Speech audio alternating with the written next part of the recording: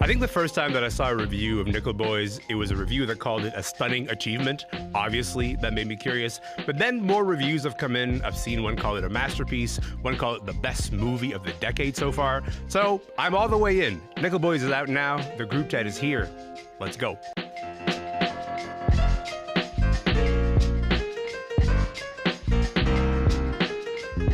I'm Elamin Abdelmahmoud, and this is Commotion. Okay, let's dive right in. So, Nickel Boys, of course, the Colson Whitehead novel. It's a big deal in its own right. This is a book that comes out in 2019. It wins a Pulitzer Prize. It is incredibly beloved. And then you get this movie adaptation announcement. And of course, there's a lot of sort of nervousness about how to treat a book that connected with a lot of people, moved a lot of people. And then the book, let me catch you about what the plot of the Nickel Boys is. The book and the movie tell the story of two black boys who were sent to an abusive reform school in 1960s Florida. It is actually inspired by the real-life accounts of survivors of abuse at the Florida School for Boys, which was permanently closed only in 2011. And I just want to play you a bit of the trailer for Nickel Boys. What happened to that one kid I used to hang with all the time? You don't remember? Remember what? You really don't remember. We have to be like knights. Checkmate. So I've not yet seen Nickel Boys, but Sarah-Tai Black and Jackson Weaver have seen it, and they are here to talk about this movie. Jackson, Sarah-Tai, welcome to the show, y'all. Hello, hello. Hello. Hi. Listen, I'm glad that you guys are here. Jackson, that was a very quick synopsis of just the general plot of the movie. What else should people know about Nickel Boys before seeing this movie? I mean, more just of what you said. This is based on the Dozier School for Boys in Marianna, Florida, where it started in 1900. You said it closed in 2011 because they discovered bodies in unmarked graves of young boys who attended the school. Hundreds of former students, many of them black, came forward with allegations of abuse, torture, sexual abuse, kind of many horrible things that happened at this place that was segregated black and white students. After that all came out, dozens of reports came out and when they were exhuming these bodies, finding out what was going on there. And then nonfiction books came out accounting for many of these lives. Yeah. After that, Colson Whitehead wrote The Nickel Boys, Pulitzer Prize-winning book that is fictionalized, but you said it's based on the lives of students at the school. It's not only based, there are literal experiences and literal lines that are drawn from the mouths, from the experiences of some of those students. And he fictionalized it into the lives of these two young black boys in 1960s Florida, but he did it in an effort to tell a heightened story of what it might have really been like for them. So, book comes out 2019. It is now 2025, and we get this movie. Before I move on to the movie, I just want to note Jackson Weaver has brought his copy of Nickel Boys, the Colson Whitehead novel, and I think you've got a tab on every page. I can see there's just so many tabs on it. I love that. I love the chance to get a look and be like, what made you curious? And be like, I'm going to come back to this. But look, Sarah-Tai, look, this movie is getting all this acclaim, and I want to take the acclaim very seriously. But it's also acclaim that is from mainstream movie critics, and some of us get a little nervous when we see a movie that is dealing with black pain and with black lives, and is getting sort of this like wide acclaim from the entire sort of movie critic establishment infrastructure. Because some of us remember Green Book, you know what I mean? Like some of us remember these moments where a movie that I think failed to represent black pain properly ends up being beloved for the wrong reasons. But then you end up with this book.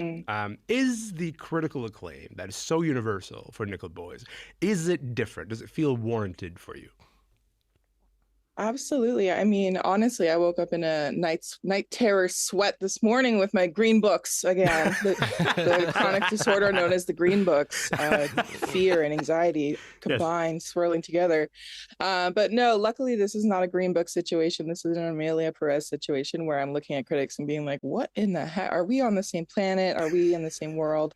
I think that the thing with the Nickel Boys is that the folks who were the first to champion it were Black folks, and the kind of flow of that critical acclaim out from like the festival circuit reminds me a lot of Moonlight and how that was really something that was championed by Black voices on the festival circuit and then kind of like rolled and became even this bigger snowball of like, just like Nickel Boys, this film that's doing something formally and narratively different than anything we've ever seen before, you know. And I don't want to be super reductive in comparing it to Moonlight, but I know that all Black folks remember that feeling of watching Moonlight for the first time, and that's the feeling I had watching Nickel Boys, and I never have that feeling. I'm chasing that feeling, literally chasing that high. This is a really, really special film, and I think the way that Ramel has adapted it, like formally and narratively for the screen, is really stunning and beautiful. Pegging it to the feeling that you get after watching Moonlight is a really high bar. Like, that is a movie that I walked out of being like, I just don't. Like, that is what a movie needs to do. Not even after, during, like, the excitement of like, of sitting in the story. And you said that it's doing something, you know, formally that is that we've not really seen before. I want to come back to that because, like, that is a part of the conversation with this movie. But let's dig into the movie, Jackson. I mentioned there's sort of, you know, centers the experience of these two Black boys who are sent to this school. Any themes explored in the story that sort of resonate for you as you were watching this movie? I mean, as we were talking, I was going through my tabbed book. Yeah. But like literally every single tab of this highlights one of the main theme that I think the book explores, and the movie does as well, where it's about the experiential nature of being disenfranchised, the way of feeling like nothing that you do matters, and there's really no glory in resistance. We like hear the moral arc of the universe curves towards justice, and we look in history books and we see how the freedom riders and all of these people fought and won. We have all these freedoms, and now you and I get to sit in the studio and be normal people and not segregated. But for the lives, the buried, unmarked graves that died in this fight, they didn't have glamour, they didn't have valor. And the whole book is kind of, in the movie, is kind of about how this character, Elwood, is struggling to feel like there's a purpose in his arguments, in this purpose in his struggle, and he's completely getting that naivety knocked out of him. Like, there's this one quote, he worked on a new theory. There was no higher system guiding Nickel's brutality, merely an indiscriminate spite, one that had nothing to do with people. Everything in this is pointless. There is a sourness, a hollowness to trying to fight for freedom. You still have to anyways. That's the thing that really rung true with me, and you get it in this first-person nature that makes you feel like you're the Nickel boy. You're a disenfranchised person that is hard to get across in Green Books and Crashes and Amelia Perez's. Let me come back to that first-person nature because, like, because there's a lot in the thing that you just said there. But let me ask you, Sarah-Tai, what are the themes that sort of resonated for you as you're watching this movie? I mean, I think less like narratively themes and more like Ramel Ross's preoccupations as a filmmaker. I'm a big fan of him. I'm a big fan of his first documentary feature, Apologies, That's My Dog. She's also a fan of Ramel Ross and his work in Hale County This Morning, This Evening. And I think that he's continuing a lot of the work he's done there, where he's incorporating this archival footage, this literal evidence that we're seeing in this really stunning way that reminds us of the reality of that, just in the way that, Jackson was talking about how Colson Whitehead is incorporating these first-person testimonies into the book. I feel like Ramel's use of archival footage and, those material pieces of history is just it's so stunning here. And the way that he's built on it critically from his work in Hale County is really lovely to watch. Okay, so you mentioned Hale County This Evening. That is the documentary for which Ramel Ross was nominated for an Oscar. But Nickel Boys is his first drama. It's his first sort of fictionalized account that he's filming. He made a pretty bold choice for his debut movie, right? Which is like to choose to shoot the entire movie from the first-person perspective of these characters. That's the formal choice that you're talking about earlier, Sarah-Tai. So it's like you're watching this movie through the eyes of what the characters are actually seeing. Film shot like this are not easy to pull off, and I just want to play you guys Ramel Ross talking about that choice. You know, the first thing that Jocelyn and I did was we talked about point of view, the capacity for that to maybe open up the film in a way that would even challenge the writing process. It syncs your perception with theirs and the sensory encounter with the world. We can live vicariously through someone, but it's always delayed. It's by stories, it's by narrative, but the experience itself to kind of sync that seemed to be a genuine way to bring life to the characters that Colson had written. So, Jackson, I want you to connect what he was saying there, this idea of this first-person approach that he was taking, to the idea of putting you in the front seat of experiencing that pointlessness of trying to fight for justice while also being like, I don't think that I'm going to be able to achieve that. I think like, there's something about that being rooted in a first-person approach that is like, it can be a pretty overwhelming experience as you watch this movie. Did that approach work for you? I mean, he changed the title from The Nickel Boys to Nickel Boys. I think that's kind of just to say, like, it's not these specific people, it's everyone. Black experience, we're in the Nickel Boys. Yeah. Ingenue Ellis-Taylor, who played the grandmother to Elwood, said how she struggled to connect with her fellow actors when she's speaking to a camera, but that translated into this loneliness because she's disconnected from him. I think that unfortunately translated to all of the actors, where it feels almost like they're performing in a theater space, like delivering soliloquies. Things feel stilted to me. There are lines drawn from the book that feel like poetry readings, like, you eat that oatmeal like your mama made it. And it just feels like they're trying to perform in a way. Because they're not playing to another person. It's not playing to another person. Cinema as an art form is meant to, or is interpreted as the real, as a representation of real life in a way that theater novels aren't necessarily. We have more suspension of disbelief. So this conceit, it took me out of it a little bit more. And I think I'm going to start an argument because I think it worked for a lot of people. But for me, instead of bringing me into the characters, it took me a step out. So every review has noted this, Sarah-Tai. Every review has sort of noted that, like, you know, this is a pretty bold choice. For most people, what I've seen, consensus seems to be like, it's going to take you a minute to get used to it. And then once you kind of settle in, it'll be okay. Did the first person approach work for you as you were watching this movie? It worked for me, but honestly, I think it's going to depend on like who you are as a person. I think that formal choice is really bold and exciting and fresh. And, you know, as a critic who is constantly bemoaning the state of things, at least for films made at this caliber, it's always like, it's so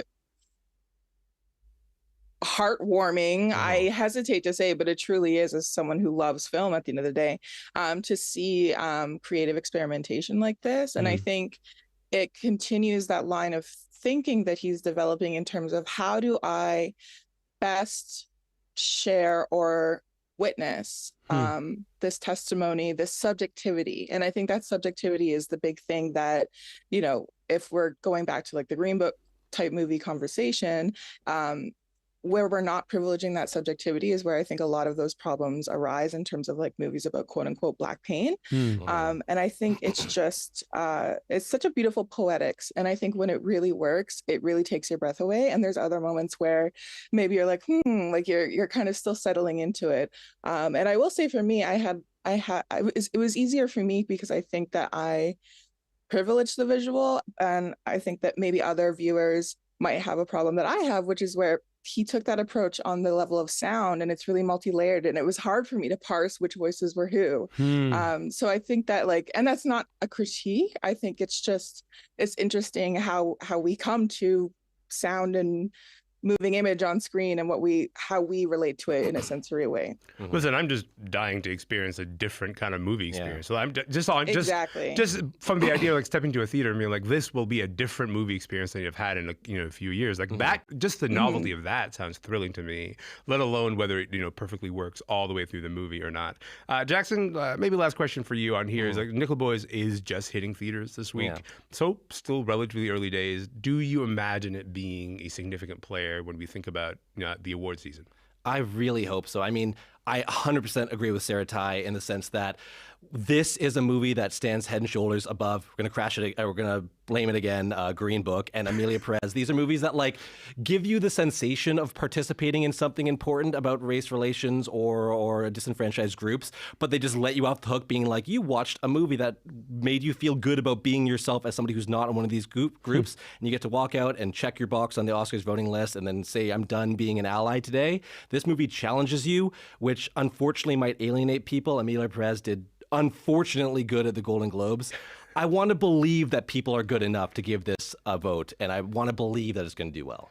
What I like about both of you is that you get disappointed over and over again, and then you come back and you say you still gotta have hope. You still gotta have hope for a movie like this one to sort of succeed on its own merits, but also on the ways that it's challenging the form. I gotta say, Jackson, Sarah-Tai, I really appreciate this conversation. Thank you for being here, friends. Really appreciate it. Thank you. Thank you. Thank you. Thank you so much. Yes, of course. Sarah-Tai is a film critic in Toronto. Their work shows up in the Globe and Mail and right here on Commotion. Jackson Weaver is a reporter at CBC's Entertainment Unit. Nickel Boys is in theaters right now. And also, by the way, Tom Power interviewed the director of Nickel Boys, Ramel Ross. You can find that chat on the Q feed wherever you get your podcasts.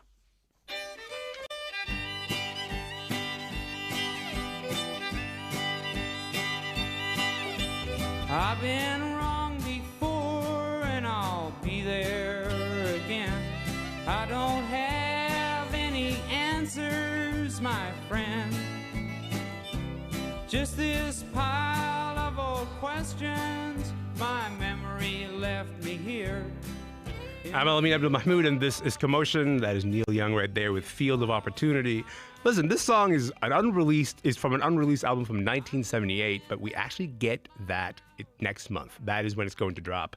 10 years ago this week, Neil Young gave us another kind of drop. He unveiled Pono. I'm over pronouncing this. It's Pono, which is was supposed to be a new digital music player that he developed. Here was the premise. Pono would give us sound quality way better than the other major platforms like Spotify, like iTunes at the time, now Apple Music. But here's the thing, though. Nobody really wanted it. Pono was a total bomb, and it then ended up becoming a punchline. But was it actually a mistake for us to reject Pono? Nate Rogers unpacked that question in a recent piece with Stereo Gum, and he's here now. Nate, welcome to the show, friend. My pleasure. Thanks for having me. Listen, very briefly, just give us a story of how one of Canada's most celebrated singers and songwriters ended up trying to become a digital music player pitchman, because that's not obvious to most people. Yeah, I think it caught everyone by surprise. I mean, it's not like Neil didn't have interest in technology. In the 80s, he put out a record that was like super digitally oriented called Trans. And he's always kind of had this side of him, but to release a product and be like a startup guy was definitely kind of out of nowhere. He showed up on Letterman in 2012, I think it was, and he pulled this thing out of his pocket almost like a sword or something. Like he was like, check it out, this Pono is this Toblerone shaped music player, bright yellow, and he was explaining that it was better than your average iPod. That basically he was saying that everybody was listening to terrible sound quality and that he was going to fix it. So, a few years later, this thing rolls out and is available for purchase for $400. And you are presenting this idea to people that they need to buy this and they need to buy new music at the same time. So yeah, that was about 2015. And they all went out, and I think that was probably about the last time that people were super optimistic about it. Yeah. But for the Pono story, Neil was he can never escape the baggage of being Neil suddenly releasing a tech item. Now, you wouldn't think you would fail to the degree that it failed. And by that, I mean, this is Neil Young, finally releases Pono. And then 10 years ago this week, he's got these endorsements from people like Bruce Springsteen, from Jack White, from Elton John. And then the product just flops. And it doesn't just flop, over time. It flops out of the gate. What do you think went wrong for Pono when he released it?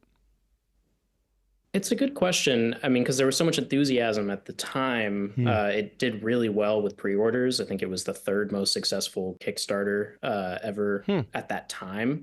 To crowdfund it, people were like, let me participate in raising this up. Yeah, people were interested. I think Neil has a big fan base and he tapped into that. And he also had a really great message that people were interested in, which is I can do something better. But the problem is you have to kind of convince people that that's the case. And it proved to be very difficult for him to actually prove this to people. And when the press started reviewing it, they were highlighting all these ways that they felt like it wasn't delivering what it promised. There was like an A/B test, and people listened to an iPhone and then they listened to Pono and they decide which one was better. There was one in Yahoo that was really that did a lot of damage to Pono, and people kind of rolled with that. And I think very quickly got the idea that, like this A/B test, that maybe people would actually prefer the iPhone, or wouldn't notice the difference at all. And so this term of snake oil kind of started getting thrown around with Pono, and that's bad when that's happening. And then there's also something else to point out, which is, you're going up against Apple. Yeah. In 2015, that is an astronomical task, especially, even for someone with a lot of resources like Neil Young. But he's not a corporation. No. And so Apple is powerful, and they have a lot of resources to make sure that, they're fighting against your arguments. And it just, it kind of spiraled out of control pretty quickly. Nate, I want to play you a clip real quick. Have a listen to this. Do you think young people will buy it? Oh, sure. Pono's already getting lots of hits online, mostly from people misspelling porno, but still, it's out there, man. It sells for $400, plus it's shaped like a Toblerone bar, so it's bigger than any other player. It costs more, and you can't get Facebook on it. If anyone knows what today's kids want, it's Neil Young, man. Okay, so that's Mark Critch as Neil Young on CBC's This Hour Is 22 Minutes. That's back in 2015. I played that to just remind people of the level of ridicule that Neil Young was greeted by, that Pono was greeted by. Do you think it was ultimately the hindrance that Neil Young was the face of this story? Like, should it have been someone else trying to sell this product? Would that have maybe made the difference? It's an interesting question, because I think it probably is a little bit of both. At the same time that Neil is kind of an easy target, he also is beloved and very, very famous, and is kind of known as somebody who believes what he believes for himself and not for some ulterior motive. I don't think, some random tech guy saying this would have gotten on Letterman and been able to pitch this, and really kind of make the case to people in a very public way. So I think Neil was really instrumental in this. And if you ask him, he wrote a book about this about 5 years ago, and he'll say that he really just wanted the message. He didn't want the product so much as he wanted the message. So I think Neil was great in that regard. But then, yeah, Neil has baggage. everyone who pays attention to him in his career knows that he's a guy who speaks his mind. He's always unhappy about something. Yes, and that's part of why we love him. Like, he's really honest, and he's the godfather of grunge for not just for sound, but also for attitude. And I think maybe that was a distraction at a certain point. Like, if it was someone a little more buttoned up who had less of a history of kind of getting on a soapbox, like Paul McCartney or something like that, it probably would have gone a little smoother. But if the message was the point that he was trying to deliver, and the message is, hey, the structures you're currently existing in give you worse sound quality, and you shouldn't settle for that. There's some that is true, and I say this because I am someone who cares a little bit about sound quality, and I can hear the difference in different streaming services. It sounds like not everybody cares about that. Like, it sounds like maybe that battle has been a little bit lost. Is that a fair characterization to say, while some people do, like Neil Young, be like, no, you're not hearing the best version of this music, it seems like most people are not overly concerned about this. Is that a fair characterization, would you say? Certainly. That seems to be the takeaway to a degree, but the rebuttal, and this was really interesting to me in reporting this story, because at first my instinct was to carry some of the baggage that initially was with Pono and that whole rollout that happened at the time. And I was thinking about, music is my life. I love music. Yeah. And it was kind of surprising to me the more I thought about it that I actually didn't have a stronger pro opinion of something like this.